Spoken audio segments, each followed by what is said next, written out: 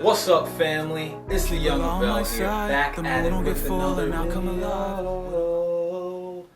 Yes, sir. Good to be back. Hope you guys are doing great. So I wanted to just jump on here and give my thoughts, my take on what I feel, how I feel about the Andrew Tate ban. And it's interesting that we live in a time where censorship is so heavily monitored, and censorship is such a thing now. You know, that's what happens when the advent of technology spreads its reach all across the globe. You know, social media and all that type of thing. They have these protocols and things that they want to oversee just to make sure that they can reach as many target audiences as possible and not want to offend anybody, right? So, first of all, I don't know if you've seen, but I'm reacting to not only the ban, but Andrew Tate's final message. He put a video up. I suggest you watch it. And he brought up some things, you know, he brought up some things about himself and what he thinks about it. And the lady that was in question in the video that everybody was all up in arms about actually came forth and you know, said some things that that's what they were doing, that was like part of their sexual relationship, whatever the case may be. That's neither here nor there, but you know, people can obviously say that's fake, but who are we to jump in other people's relationships? But social media has done a thing where it's allowed everyone to have access into other people's lives. And you know, I don't have a problem with Andrew Tate. I can see how people can be threatened by him and people can be offended by him, because if you look at the trending direction of society, everybody is soft. Let's just cut the crap. Everybody is soft. And nobody, and I said this in my last video, you know, as far as being controversial, and no, people are afraid to offend other people, but in reality, nobody should, like, who cares? You know, who cares if you'll be offended? If we're going to get to the truth, we need to be able to have discourse. A ban or a censorship is not going to eliminate that. It's not going to like solve that problem. It's just going to exacerbate the problem. I'm not sure if exacerbate is the right word. I feel like it is though. So a ban is not going to solve that issue, because I seen this thing, I forgot his name, but he's a big guy, the guy from Valuetainment. He was like, discourse is the best way to get to the truth, not a ban. And I totally agree with that. And Andrew Tate's messages are a little bit like psychedelics. First of all, you look at his page, his YouTube page, there's just, I mean not YouTube, his Instagram page, it's just his lifestyle, right? So it's not nothing crazy. You see the clips on on YouTube, and then you see how people are able to chop certain clips up, and then you get the whole message out of context and stuff like that. Like, that's a thing. People do that.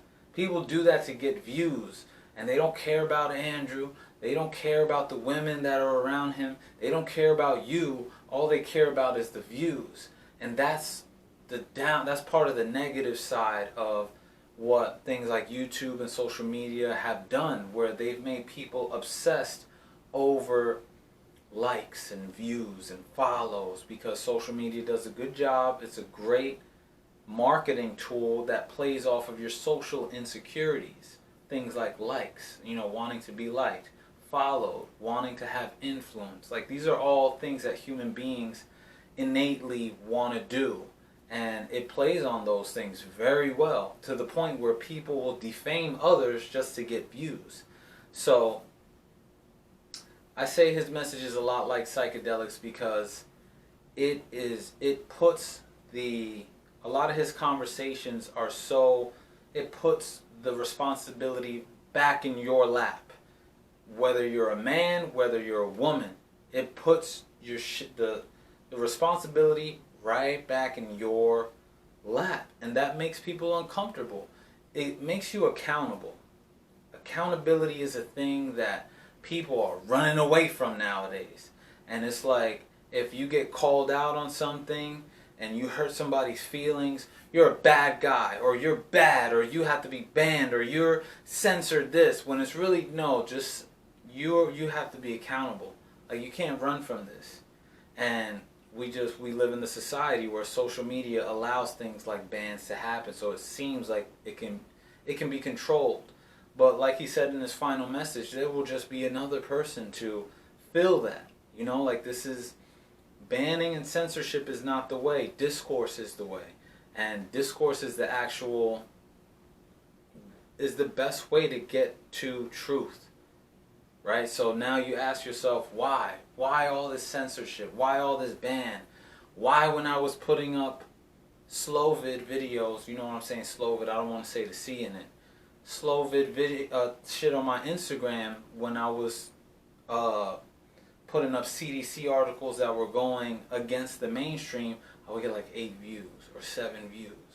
You get me? You get what I'm saying? So it's like, there's a narrative going on. It's not just, oh, he's a misogynist, he's banned. No, there's a narrative, and the next war is happening right now, and it's a war on you. It's a spiritual war, and it is something that you need to take very seriously, because you are getting hit. We are getting hit on all sides from it, and it's basically, everything is grabbing for your attention to keep you distracted, because the more distracted that you are on irrelevant shit, the less likely you are to achieve your goals and actually make some sort of presence in the social norms. Not social norms, but in society. Make noise, you know what I'm saying? The status quo doesn't want to change, so you will get hit from 1,000 different sides about pointless shit that does not matter at all. That has nothing to do with your life, will not affect you at all. But it makes it seem like it's a big deal, and you're going to go talk to everybody about it, and guess what? Your goal gets pushed back. That's what they want to do.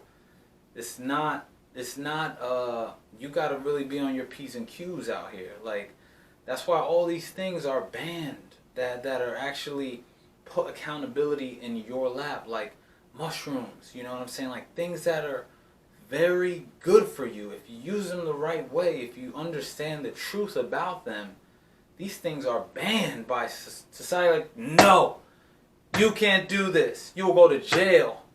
You can't say this. Don't offend anybody. Do you see the pattern of, like, just trying to keep you herded in like this?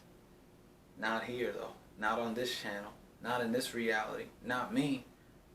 That's why I'm going to share with you guys how I really feel about things. And YouTube and Instagram, the positive is that you have 1,000 people like me.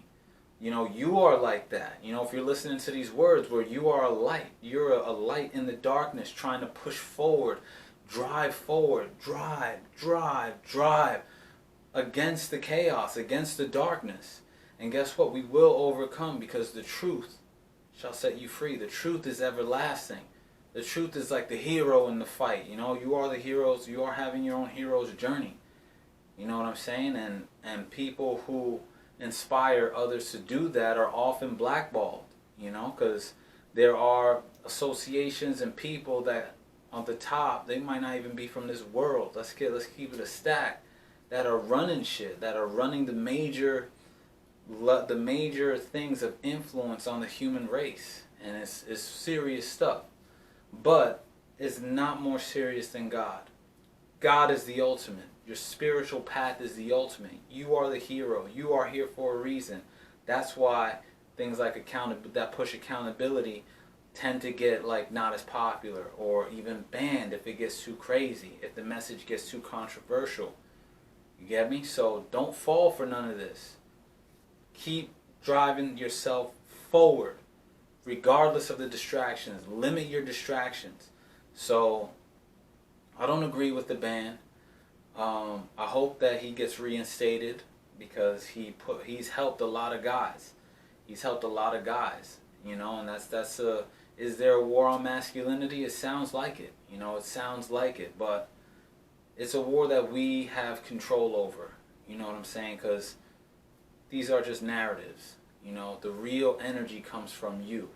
You know, you can change people's who have been toxically dropped, poisoned by these narratives. You can change people's perception of that by how you carry yourself, by how you hold yourself.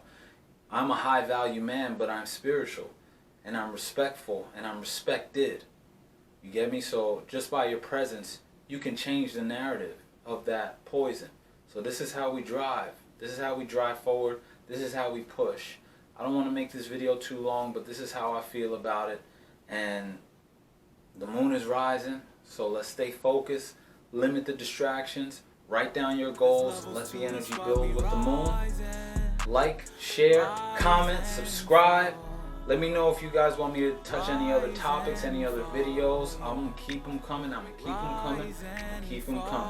Like I always say, guys, remember, until next time, a greater perspective can lead to a greater connection. Peace.